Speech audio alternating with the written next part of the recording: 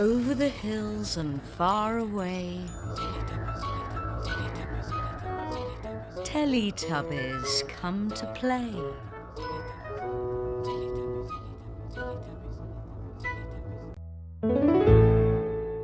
Ada Rahma, Ivi, Hani, dan Angel.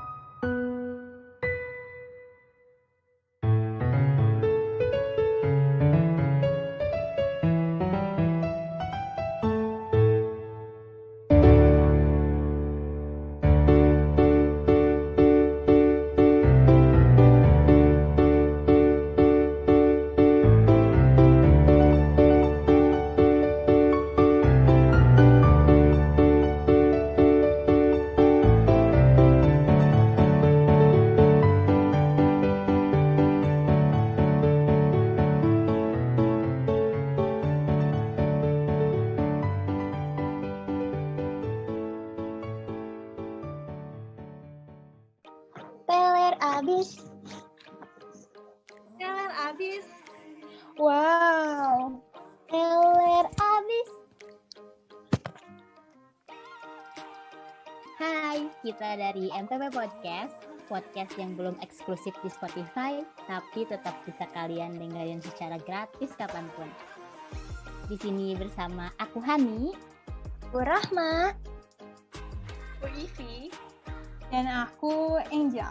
Kenalin sebelumnya, kita mahasiswi dari Sekolah Tinggi Pariwisata NHI Bandung dengan program studi Manajemen Pengaturan Perjalanan atau biasa disebut dengan MPP. Nah, jadi MPP ini lagi ngadain acara bonding nih, Kak. Nah, bonding sendiri ini merupakan acara yang dibuat dengan tujuan untuk mempererat hubungan antara mahasiswa dan mahasiswi walaupun kuliah dilaksanakan secara online nih, Kak. Nah, bagi teman-teman yang kepo banget nih sama kita, boleh kepoin IG-nya MPP di @hima.mpp. Sekali lagi, @hima.mpp.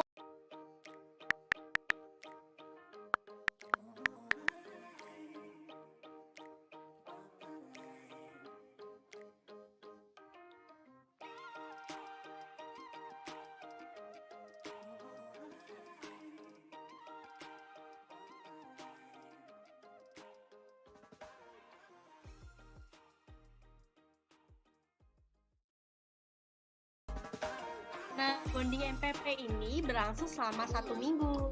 Jadi, bonding MPP ini diisi dengan banyak challenge yang menarik tentunya. Jadi, di challenge pertama, kita diminta buat ngedit foto semenarik mungkin antar kelompok.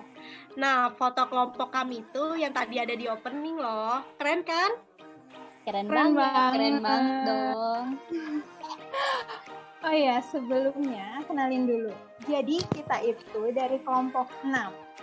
Dan kita punya nama kelompok loh. Nama kelompok kita adalah Teler Abis. Kenapa kita namain kelompok kita kayak gitu? Karena kita akan berusaha melakukan challenge-challenge yang ada dengan kemampuan terbaik kita sampai kita teler. Tentunya dengan makna positif ya.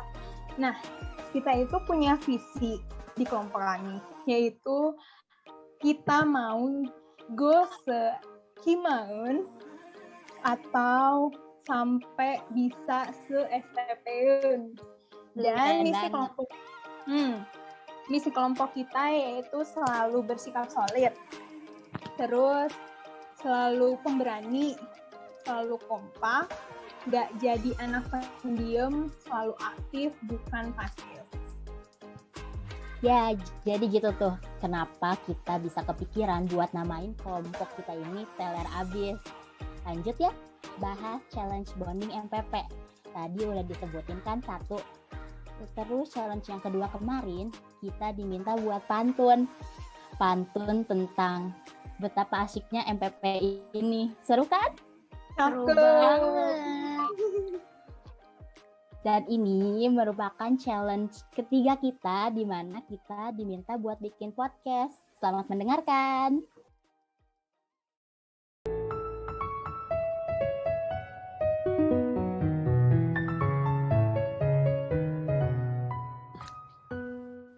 Gak kerasa ya, pandemi COVID-19 ini udah setahun aja berlalu loh di Indonesia. Apalagi kan tanggal 3 kemarin, tahu nggak sih, COVID-19 kan baru aja ulang tahun loh. Wah, happy Wow. birthday. Oh, Happy birthday. Jadi kita mau throwback sedikit yuk selama setahun ke belakang. Boleh Kalau tuh. Kalau dari aku sih ya, awal kena COVID itu kan ada 2 orang ya kalau nggak salah. Di Depok nggak sih? Aku lupa banget.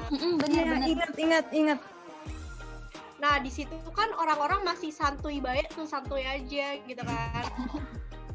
Pas lama-lama udah banyak yang kena COVID, baru deh panik semua. Kayaknya kalau nggak salah tuh kena COVID kira-kira akhir Maret atau April gitu ya. Semua orang dihimbau buat pakai masker. Terus, nah saat itu kan, nyari masker tuh ampun deh, susah banget. Udah susah, mahal gak? Iya gak sih? Iya benar-benar. Setuju banget. Bisa, kayaknya harganya bisa buat beli makan stick juga nih Kak. Iya, semahal itu ya. Bener. Sama itu gak sih? Sama hand sanitizer juga. Oh iya, Susah banget. bener. Kalau misalnya aku, itu pas awal-awal COVID tuh kan nggak dibolehin ke kampus kan, langsung ada surat bahwa kita itu diem di rumah aja. Iya bener Kak. Terus jadi kalian ini nggak sih kalau misalnya di rumah aja tetap dikasih uang jajan nggak? Enggak. Enggak. Iya, aku juga. Libur juga Jadi kita jajannya. iya, jadi kayak ya nggak bisa jajan, nggak bisa nabung. Nabung. Iya. Tapi kita nggak akan ngebahas itu loh, karena podcast kita bukan mau ngebahas tren yang terjadi selama 1 tahun belakangan ini. Di sini kita sebagai mahasiswi dari kampus pariwisata mau ngebahas apa sih dampak COVID-19 ini pada sektor pariwisata di Indonesia. Nah, iya nih, dari pandemik ini banyak banget kerugian yang kita alami nih Kak. Nah, khususnya di dunia pariwisata, karena kan memang dunia pariwisata ini kan merupakan salah satu sektor terbesar nih Kak, yang menyumbang devisa negara. Nah, dari aku sendiri, aku ngelihat kerugian yang paling terlihat itu tuh perusahaan pariwisata banyak banget yang bangkrut. Contohnya travel agent. Nah, di travel agent ini banyak tur yang gagal berangkat karena pandemi COVID-19 ini. Lalu banyak juga klien yang misalkan mereka udah booking, tapi karena pandemi COVID-19 ini mereka jadi cancel nih. Kalau dari hotel sendiri kan, di hotel tuh banyak kamar-kamar ya. Jadi gara-gara pandemi ini, kamar banyak yang nggak terjual. Padahal kan pemeliharaan gedung harus tetap berjalan, tapi nggak ada pemasukan deh. Iya, setuju banget. Belum lagi kalau dilihat dari restoran-restoran sama kafe-kafe itu kan karena lockdown juga kan, terus pembatasan berpariwisata gitu, jadi kan nggak ada pengunjung. Bahan-bahan masakan banyak yang nggak kepake, jadinya basi. Jadinya banyak restoran dan kafe yang merugi. Iya gak sih? Iya benar banget. Iya, bener. Terus juga ya, di tempat wisata itu pasti nggak kerawat gitu, karena kementerian tuh pasti kan bakalan nutup itu kan tempat wisata, dan jadinya nggak ada yang ngurus. Terus kalau nggak ada yang ngurus dan ditutup, otomatis nggak ada pemasukan karena wisatawan tuh nggak bisa datang ke tempat wisata tersebut. Selain itu, ada juga event-event yang postpone, bahkan gagal tayang. Contohnya kalau aku sih ini, kalian tahu nggak 88 Rising? Itu loh yang ada Joji, ada Stephanie Putri, ada Niki. Nah iya, itu, itu kan asalnya mau 7 Maret tuh di Jakarta. Cuman gara-gara pandemi jadi diundur terus, dan akhirnya nggak jadi. Sedih banget ya. Sedih. Sedih sayang banget pasti.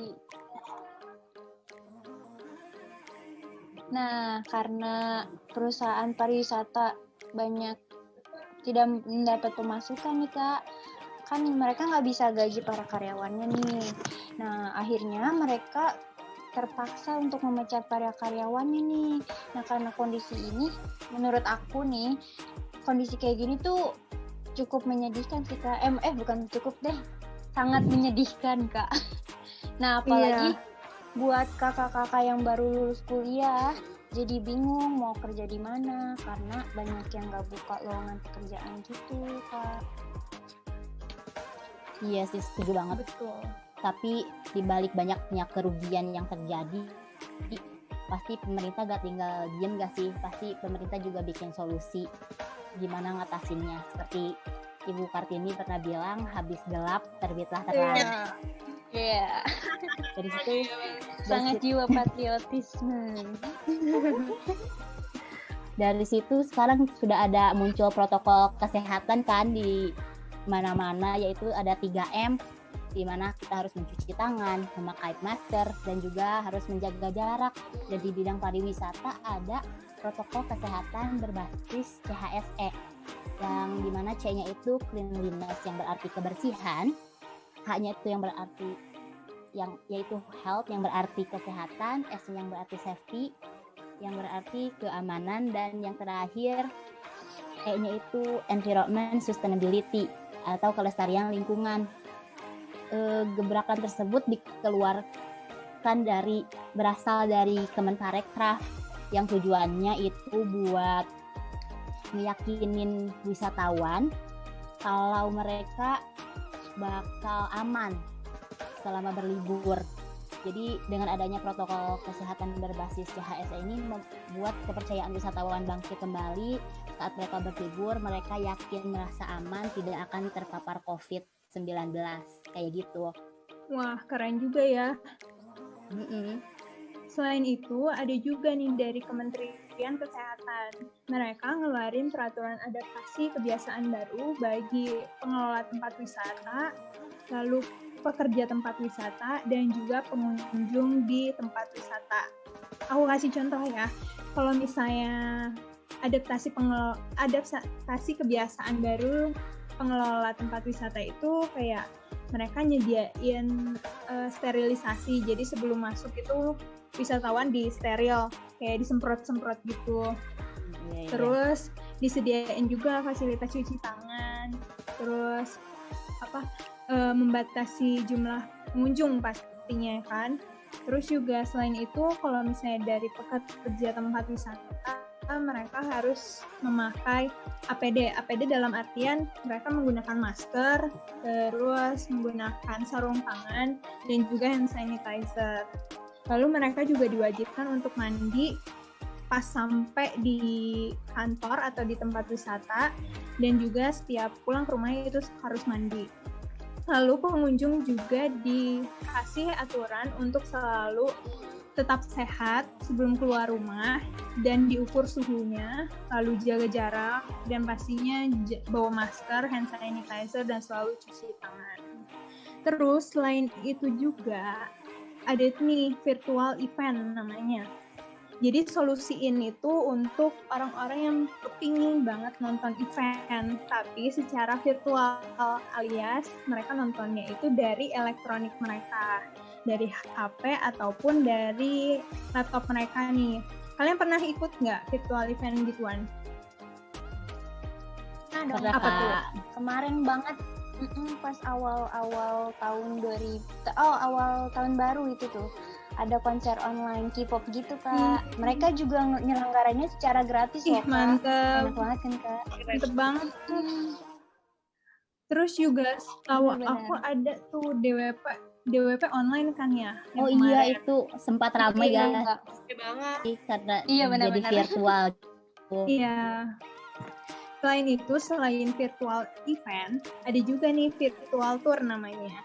Kayak ini tuh tugasnya MPPA banget gitu. Jadi kita wisatawan yang gak bisa kemana-mana bisa ngelihat tempat wisata, bisa nikmatin tempat wisata itu secara virtual.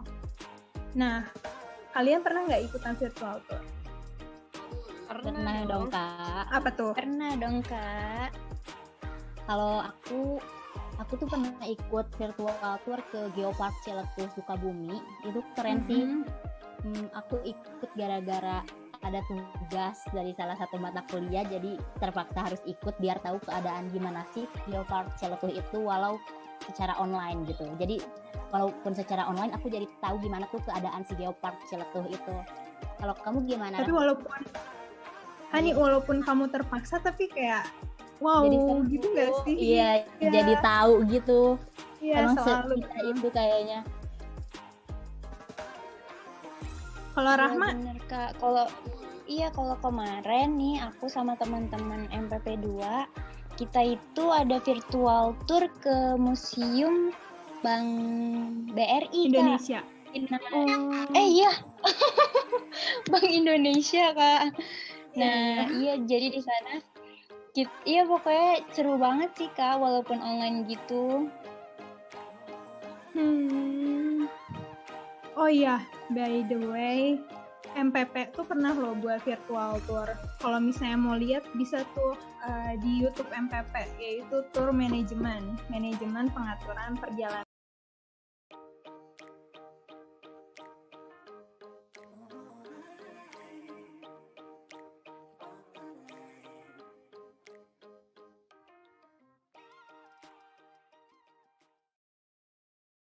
Itu tuh ada, kita pernah buat yang Freemason temanya. Mantap. Kalian harus nonton ya Ya, pendengar. jangan lupa pendengar Seru harus banget nonton. loh.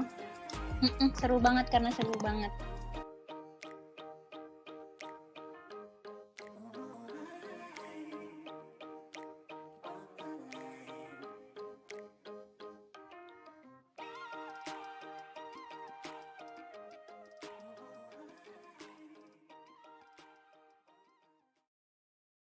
Oke. Nah, di balik segala kerugian di pandemi ini, pasti ada keuntungan yang sebenarnya bisa kita rasakan dan nikmati kan ya. Setuju Iya. sih. Kayak tadi kan dengan adanya virtual tour, sedikitnya tuh kita bisa mengobati rasa ingin jalan-jalan kita. Walau ya nggak bisa menggantikan rasa liburan secara langsung ya, seenggaknya destinasi tersebut ikut dipromosikan dan menjadi terkenal. Event virtual juga nggak usah mahal-mahal bayar buat ongkos bintang tamunya. Bener. Dari adanya pandemi ngebuat banyak orang tertantang untuk bertahan dalam kondisi sulit dan menjadi kreatif untuk menemukan ide-ide yang cemerlang.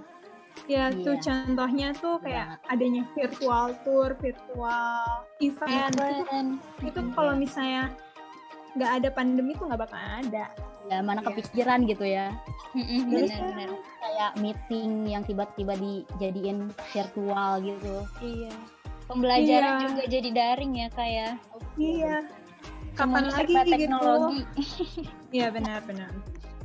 Tapi Kak, kalau menurut Kakak nih, dunia pariwisata ke depannya bakal kayak gimana sih? Kalau aku ya bicara tentang pariwisata, itu khususnya dalam tour ya. Kalau dalam tour ini, wisatawan bakalan diarahin jadi lebih ke solo traveling, bukan ke grup-grup itu. Karena dengan adanya pandemi ini kan nggak bisa berkumpul banyak orang.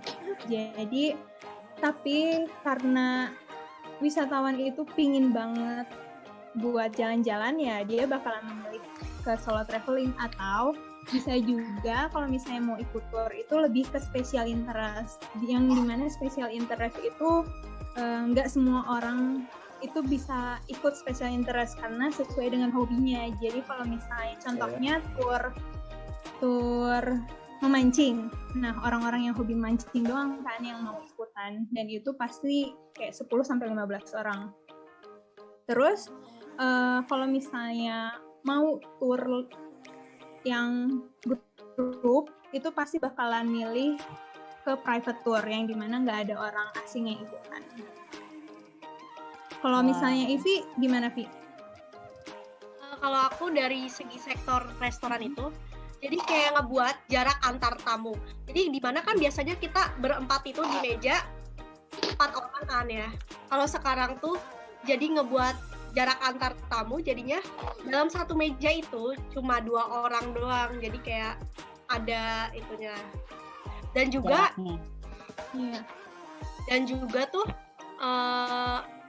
tempatnya selalu steril dan selalu disediakan hand sanitizer dan cuci tangan biar terhindar dari kuman-kuman. Kalau Rahma gimana, Rahma? Oh, dari aku nih ya, aku ngeliat sekarang tuh di tempat wisata udah banyak yang menerapkan protokol kesehatan yang dianjurkan oleh pemerintah nih. Seperti yang pertama ada mengurangi kapasitas, mensterilisasi tempat selalu, dan menjaga supaya tidak berkerumun. Jadi di tempat wisata itu juga udah banyak tempat-tempat cuci tangan untuk agar kita selalu cuci tangan saat kita berwisata di tempat wisata tersebut. Dan juga di sana juga ada peraturan untuk kita selalu membawa hand sanitizer dan jangan lupa untuk memakai masker. Mantap. Itu sih. Ya benar. Guys, nggak kerasa, udah lama banget tau kita ngobrol. Oh, Tapi iya. kayak nggak kerasa gitu Gak kan? sadar ya. Iya, Iya, kerasa. nggak sadar. Topiknya rame banget. Cuman karena biar pendengar kita itu penasaran terus bakalan mau nonton lagi di episode selanjutnya, jadi kita stopin aja dulu ya untuk sekarang. So, dari podcast ini, Stella Ramis mau bilang, tetap semangat untuk kita yang sedang berjuang. Cie. Jangan pernah menyerah, karena badai pasti berlalu. Doain kita juara 1 di acara Bonding MPP ya. Doain dan dukung. Nah, terakhir banget nih Kak, kita punya pantun nih buat teman-teman semua yang lagi nonton tuh. Apa tuh? Nah, nih siap-siap ya Kak ya. Ya. Aduh, siapin hati ya guys. Iya bener. Nih, minggu pagi ikut senam. Cakep. Ya. Sore-sore makan puding. Cakep. Nah, kita dari kelompok 6 yakin pasti menang bonding. Amin. Tapi itu bukan yang terakhir, masih ada 2 lagi pantun. Oh, masih banyak Kak. Ikut senam bareng Bu Sonya. Cakep. Kelompok 6 yang jadi juaranya. Aduh. Ini pantun penutup, buah pepaya enak dimakan. Terima kasih ya sudah mendengarkan. Bye-bye. Salam Teler Abi. Dadah, Abi. Bye-bye.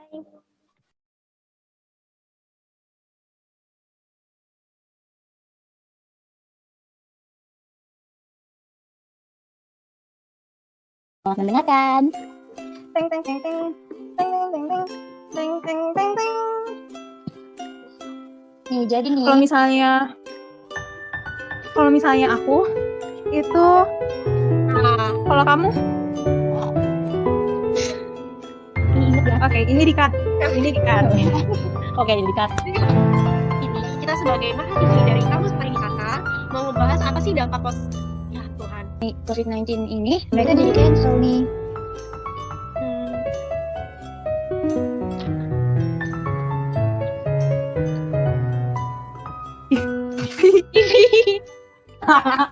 Gimana sih?